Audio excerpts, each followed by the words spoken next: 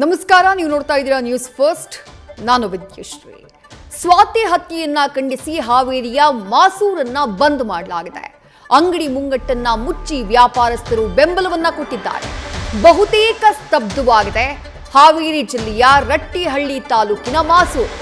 ತುಂಗಭದ್ರಾ ನದಿಯಲ್ಲಿ ಶವವಾಗಿ ಪತ್ತೆಯಾಗಿದ್ಲು ಸ್ವಾತಿ.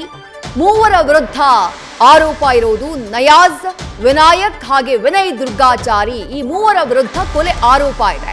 ಈಗಾಗಲೇ ನಯಾಜ್ನನ್ನ ಬಂಧಿಸಲಾಗಿದೆ. ಉಳಿದ ಆರೋಪಿಗಳಿಗಾಗಿ ಪೊಲೀಸರು ಬಲೆಯನ್ನ ಬೀಸಿದ್ದಾರೆ. ಎಲ್ಲ ಆರೋಪಿಗಳಿಗೂ ಗಲ್ಲು ಶಿಕ್ಷೆಯಾಗಬೇಕು ಅಂತ ಹೇಳಿ ಆಗ್ರಹಿಸಿ ಬಂದ್ ಅನ್ನ ಮಾಡಲಾಗಿದೆ. ಪ್ರತಿಭಟನೆಗಳು ನಡೀತಾ ಇವೆ ಹಾವೇರಿ ಜಿಲ್ಲೆಯ ರಟ್ಟಿಹಳ್ಳಿ ತಾಲೂಕಿನ ಮಾಸೂರು ಗ್ರಾಮದಲ್ಲಿ.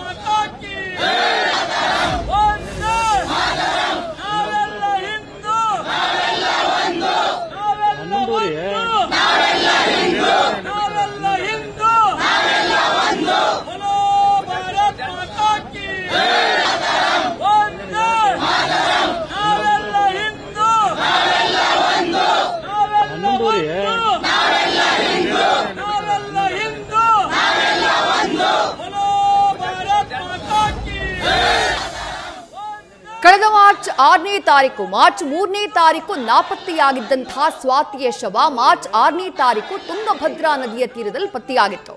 ಹಲಗೇರಿ ಪೊಲೀಸರಿಗೆ ಸ್ವಾತಿಯ ಮೃತದೇಹ ಸಿಕ್ಕಿತ್ತು. ಬಟ್ ಆಗ ಆ ಮೃತದೇಹ ಯಾರದ್ದು ಅನ್ನೋದು ಗೊತ್ತಿರಲಿಲ್ಲ.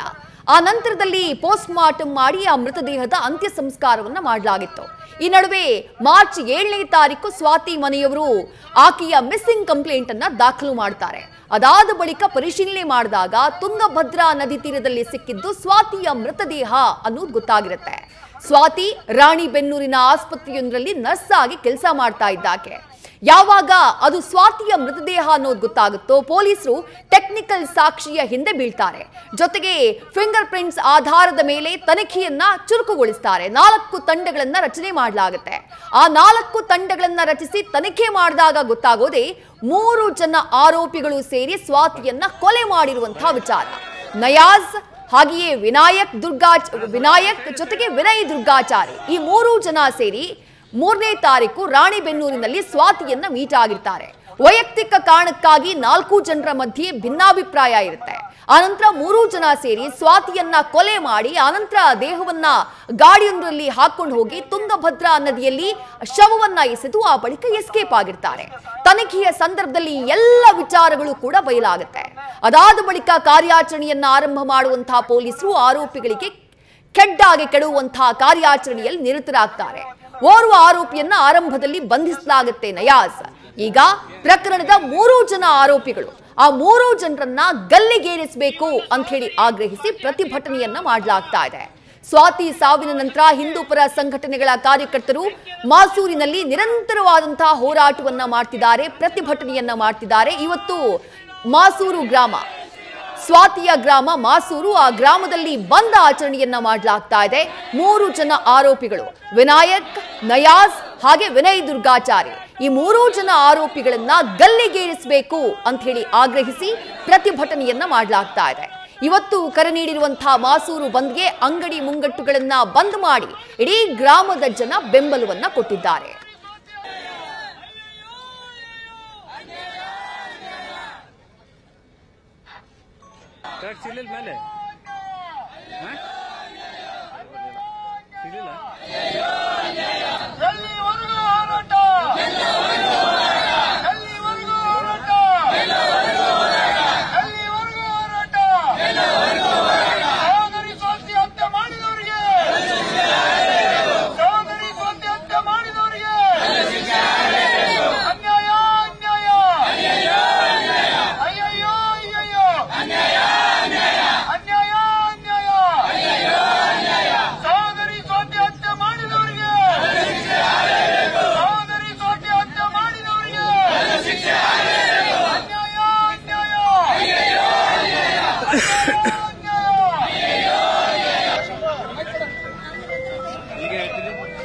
ಓದ್ಲಿ ಓದ್ಲಿ ಓದ್ಲಿ ಓದ್ತಾ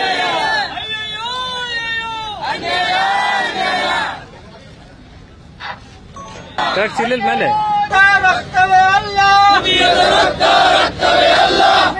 ಹೃದಯ ಹೃದಯವೇ ಅಲ್ಲ ದೇಶಕ್ಕಾಗಿ ಬಾಳದ ಬದುಕು ಧರ್ಮಕ್ಕಾಗಿ ಬಾಳದ ಬದುಕು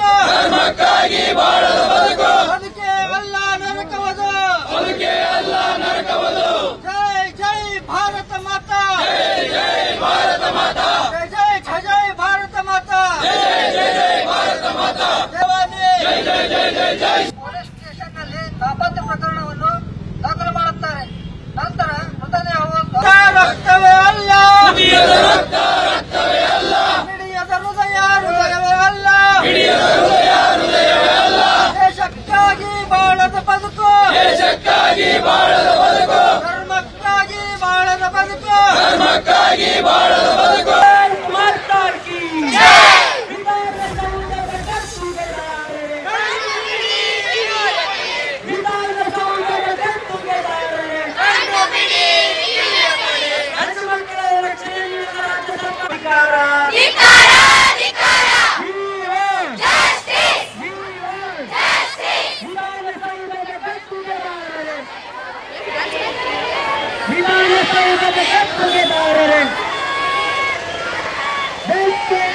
ಒಂದ್ ಕಡೆ ಸ್ವಾತಿ ಹತ್ಯೆಯನ್ನ ಖಂಡಿಸಿ ರಟ್ಟಿಹಳ್ಳಿ ತಾಲೂಕಿನ ಮಾಸೂರನ್ನ ಬಂದ್ ಮಾಡಲಾಗಿದೆ.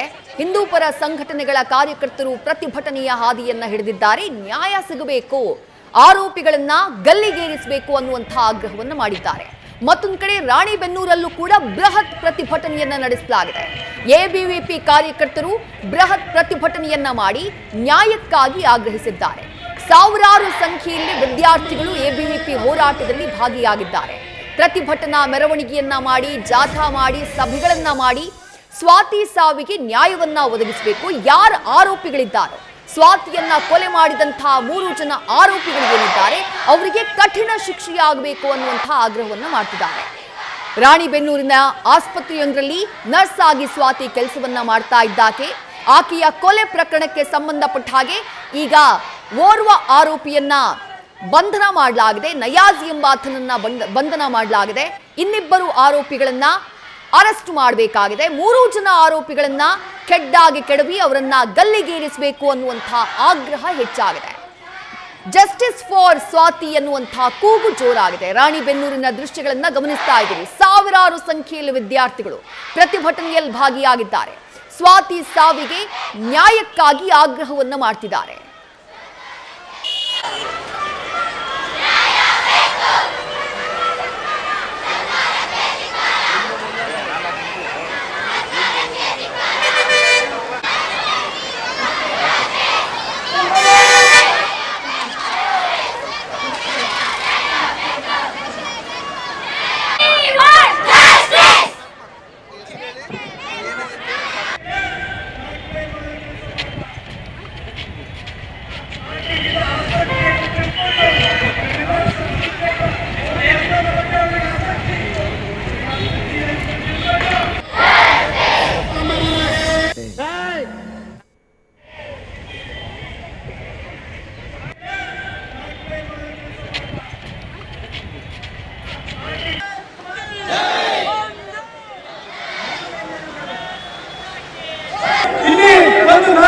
ಸೇವೆ ಸಲ್ಲಿಸಿದಂತಹ ಸ್ವಾತಿಗಳಿಗೆ ಇವತ್ತು ನಮ್ಮೆಲ್ಲರ ಸಹೋದರಿಯನ್ನ ಲವ್ ಜಿಹಾದ್ ಸೇರ್ಕೊಂಡು ಇವತ್ತು ಕೊಲೆ ಮಾಡುವಂತ ಕೆಲಸವನ್ನು ಮಾಡಿದ್ದಾರೆ.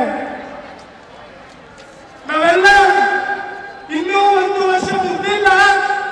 ನೇಹ ನಮ್ಮ ಜಿಹಾದಿ, ನಮ್ಮೆಲ್ಲರ ಸಹೋದರಿ ನೇಹ ಹಿರೇಮಠಳನ್ನ ಬಿವಿಪಿ ಕ್ಯಾಂಪಸ್ನ ಒಳಗಡೆ ಬರ್ಬರವಾಗಿ ಹತ್ಯೆ ಹೇಳಿಕೊಂಡು ಇವತ್ತು ಫಯಾಜಿ ಏನಾಗಿದೆ ಅನ್ನೋದು ಯಾರಿಗೂ ಗೊತ್ತಿಲ್ಲ. ಕೋರ್ಟ್ನಲ್ಲಿ ಪ್ರಕರಣ ಇದೆ, ಆದ್ರೆ ಮುಂದೆ ಅಂತ ಯಾರಿಗೂ ಗೊತ್ತಿಲ್ಲ. ಇವತ್ತು ಈ ಫಯಾಜ್ ಈಗಾಡ್ತಿದ್ದಾರೆ. ಈ ತರದ ಜಿಹಾದಿ ಇನ್ನೊಬ್ಬ ಕಳೆದ ಬಾರಿ ಹುಬ್ಬಳ್ಳಿಯ ಒಬ್ಬ ಜಿಹಾದಿ ಇದ್ದ. ಈಗ ರಾಣಿಬೆನ್ನೂರಿಗೆಲ್ಲ ಪ್ರೀತಿಸೋದಾಗಿ ನಂಬಿಸ್ತಾ ಅಥವಾ ಆಮಿಷ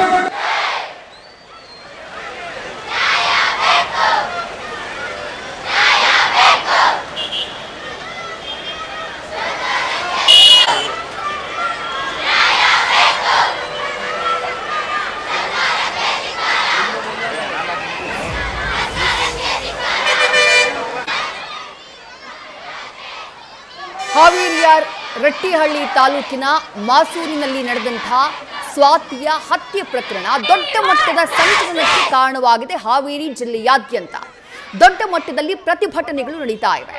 ನರ್ಸಿಂಗ್ ಓದ್ತಾ ಇದ್ದಂತಹ ಸ್ವಾತಿಯ ಹತ್ಯೆ ಪ್ರಕರಣಕ್ಕೆ ಸಂಬಂಧಪಟ್ಟ ಹಾಗೆ ಆರೋಪಿಗಳನ್ನ ಕೆಡ್ಡಾಗೆ ಕೆಡವಬೇಕು, ಅವರಿಗೆ ಗಲ್ಲು ಶಿಕ್ಷೆಯನ್ನ ನೀಡಬೇಕು ಅನ್ನುವಂತಹ ಆಗ್ರಹ ಜೋರಾಗಿದೆ. ಕೊಲೆಯಾದಂತಹ ಸ್ವಾತಿ ಬಹಳ ಆಕ್ಟಿವ್ ಆಗಿದ್ದಂತಹ ಯುವತಿ, ಹಿಂದೂಪರ ಸಂಘಟನೆಗಳಲ್ಲೂ ತೊಡಗಿಸಿಕೊಂಡಿದ್ಲು, ಹೋರಿ ಸ್ಪರ್ಧೆಗಳಲ್ಲಿ ಭಾಗಿಯಾಗ್ತಾ ಇದ್ಲು. ಅಂಥ ಯುವತಿ ಲವ್ ಜಿಹಾದ್ಗೆ ಬಲಿಯಾಗಿದ್ದಾಳೆ ಅನ್ನುವುದು ಸದ್ಯ ಪ್ರತಿಭಟನೆ ಮಾಡ್ತಾ ಇರುವಂತಹವರ ಆರೋಪ. ಒಂದ್ ಕಡೆ ಮಾಸೂರನ್ನ ಬಂದ್ ಮಾಡಲಾಗಿದೆ. ಮಾಸೂರಿನಲ್ಲಿ ಇಡೀ ಗ್ರಾಮವನ್ನ ಬಂದ್ ಮಾಡಿ ಪ್ರತಿಭಟನೆಯನ್ನ ಮಾಡ್ತಿದ್ದಾರೆ ಹಿಂದೂಪರ ಸಂಘಟನೆಗಳ ಕಾರ್ಯಕರ್ತರು. ಮತ್ತೊಂದು ಕಡೆ ರಾಣಿಬೆನ್ನೂರಿನಲ್ಲಿ ವಿದ್ಯಾರ್ಥಿಗಳ ಆಕ್ರೋಶವನ್ನ ಗಮನಿಸ್ತಾ ಇದ್ದೀರಿ. ಸರ್ಕಾರದ ವಿರುದ್ಧ ಧಿಕ್ಕಾರವನ್ನ ಕೂಗ್ತಿದ್ದಾರೆ. ಸ್ವಾತಿ ಸಾವಿಗೆ ನ್ಯಾಯಕ್ಕಾಗಿ ಆಗ್ರಹಿಸುತ್ತಿದ್ದಾರೆ. ಹಿಂದೂ ಹೆಣ್ಣು ಮಕ್ಕಳ ಬದುಕಿಗೆ ರಕ್ಷಣೆಯನ್ನ ನೀಡಿ ಅನ್ನುವಂತಹ ಆಗ್ರಹವನ್ನ ಮಾಡಲಾಗ್ತಾ ಇದೆ. ಹುಬ್ಳಿಯಲ್ಲಿ ನೇಹಾ ಲವ್ ಜಿಹಾದ್ಗೆ ಬಲಿಯಾದ್ಲು, ಈಗ ಸ್ವಾತಿಯನ್ನ ಹತ್ಯೆ ಮಾಡಲಾಗಿದೆ. ಇನ್ನೆಷ್ಟು ಬಲಿಬೇಕು ಅನ್ನುವಂತಹ ಪ್ರಶ್ನೆಯನ್ನ ರಾಣಿಬೆನ್ನೂರಿನಲ್ಲಿ ಎಬಿವಿಪಿ ಘಟಕದಿಂದ ನಡೀತಾ ಇರುವಂತಹ ಪ್ರತಿಭಟನೆಯಲ್ಲಿ ಮಾಡಲಾಗ್ತಾ ಇದೆ. ಸಾವಿರಾರು ವಿದ್ಯಾರ್ಥಿಗಳು ಆ ಪ್ರತಿಭಟನೆಯಲ್ಲಿ ಭಾಗಿಯಾಗಿದ್ದಾರೆ. ರಾಣಿಬೆನ್ನೂರಿನ ಆಸ್ಪತ್ರೆಯೊಂದರಲ್ಲಿ ನರ್ಸ್ ಆಗಿದ್ದಂಥ ಸ್ವಾತಿ ಆ ನಂತರದಲ್ಲಿ ಮಾರ್ಚ್ 3ನೇ ತಾರೀಕು ಆಕೆಯನ್ನ ಕೊಲೆ ಮಾಡಿ ತುಂಗಭದ್ರಾ ನದಿಗೆ ಎಸೆಯಲಾಗಿತ್ತು. ಮತ್ತಷ್ಟು ಡೀಟೇಲ್ಸ್ ನಮ್ಮ ಪ್ರತಿನಿಧಿ ಸುರೇಶ್ ನೀಡ್ತಾ ಹೋಗ್ತಾರೆ. ಸುರೇಶ್, ಪ್ರಕರಣಕ್ಕೆ ಸಂಬಂಧಪಟ್ಟ ಹಾಗೆ ಈವರೆಗೆ ಬಂಧನ ಆಗಿರುವುದು ಓರ್ವ ಆರೋಪಿಯದ್ದು ಮಾತ್ರ, ಇನ್ನೂ ಇಬ್ಬರು ಆರೋಪಿಗಳು ತಲೆಮರೆಸಿಕೊಂಡಿದ್ದಾರೆ. ಇದೆಲ್ಲದರ ಮಧ್ಯೆ ಸ್ವಾತಿಯ ಸಾವಿಗೆ ನ್ಯಾಯ ಕೊಡಿಸಿ ಅನ್ನುವಂತಹ ಕೂಗು ದೊಡ್ಡ ಮಟ್ಟದಲ್ಲಿ ಹಾವೇರಿ ಜಿಲ್ಲೆಯಾದ್ಯಂತ ಎದ್ದಿದೆ. ಪೊಲೀಸರ ತನಿಖೆ ಎಲ್ಲಿ ತನಕ ಬಂದು ಮುಟ್ಟಿದೆ? ಪ್ರತಿಭಟನಾ ನಿರತರು ಮಾಡ್ತಾ ಇರುವಂತಹ ಆಗ್ರಹ ಏನು?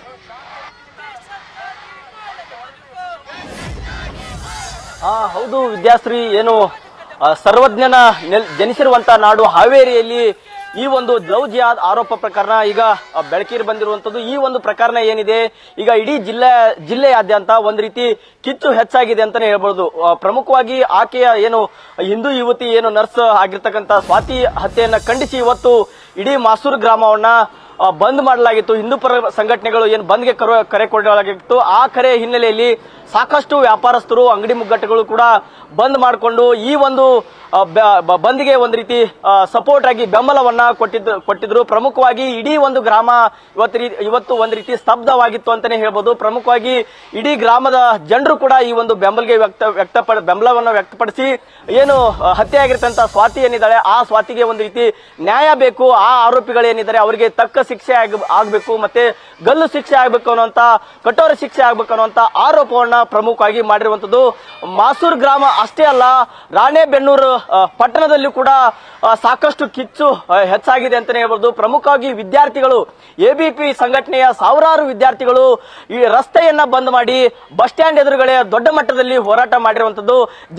ಜಸ್ಟಿಸ್ ಫಾರ್ ಸ್ವಾತಿ ಅನ್ನುವಂತ ಟ್ಯಾಗ್ ಲೈನ್ ಹಿಡ್ಕೊಂಡು ವಿದ್ಯಾರ್ಥಿಗೆ ಏನು ಆಕೆಯ ಯುವತಿ ಏನಿದ್ದಾಳೆ ಆ ಯುವತಿಗೆ ನ್ಯಾಯ ಬೇಕು ಅನ್ನುವಂತ ಒತ್ತಾಯವನ್ನು ಮಾಡ್ತಾ ಇದ್ದಾರೆ. ಪ್ರಮುಖವಾಗಿ ಈಗಾಗಲೇ ಏನು ಓರ್ವ ಆರೋಪಿ, ಏನು ಪ್ರಮುಖವಾದಂತಹ ಆರೋಪಿ ಏನಿದೆ ನಯಾಜನ್ನ ಬಂಧನ ಮಾಡಿದ್ದಾರೆ. ಹೀಗಾಗಿ ಉಳಿದಂತ ಆರೋಪಿಗಳನ್ನ ಬಂಧಿಸಿ ಅವರಿಗೆ ಕಠೋರವಾದ ಶಿಕ್ಷೆಯನ್ನು ಮಾಡಬೇಕು, ಅವರಿಗೆ ಕೊಡಬೇಕು ಅನ್ನುವಂತ ಒತ್ತಾಯನ ಮಾಡಿದ್ದಾರೆ. ಹೀಗಾಗಿ ರಾಜ್ಯದಲ್ಲಿ ಸಾಕಷ್ಟು ಈ ರೀತಿಯಾದಂತಹ ಪ್ರಕರಣಗಳು ಹೆಚ್ಚಾಗ್ತಿವೆ. ಈ ಪ್ರಕರಣಗಳನ್ನು ನಿಯಂತ್ರಣ ಮಾಡೋದಕ್ಕೆ ಸರ್ಕಾರ ಕಡಿವಾಣ ಹಾಕಬೇಕು, ಇಲ್ಲದಿದ್ರೆ ವಿಧಾನಸೌಧಕ್ಕೆ ನುಗ್ಗಿ ಸರ್ಕಾರಕ್ಕೆ ಎಚ್ಚರಿಕೆಯನ್ನ ಕೊಡ್ತೀವಿ ಅನ್ನುವಂತ ಮಾತನ್ನ, ಆಕ್ರೋಶವನ್ನ ಪ್ರತಿಭಟನಾಕಾರರು ವ್ಯಕ್ತಪಡಿಸಿರುವಂತದ್ದು. ವಿದ್ಯಾಶ್ರೀ, ಥ್ಯಾಂಕ್ ಯು ಸುರೇಶ್ ತಮ್ಮೆಲ್ಲ ಡೀಟೇಲ್ಸ್ಗೆ. ನ್ಯೂಸ್ ಫಸ್ಟ್ ನಿರ್ಭೀತಿಯಿಂದ ನಿಮ್ಮ ಪರವಾಗಿ.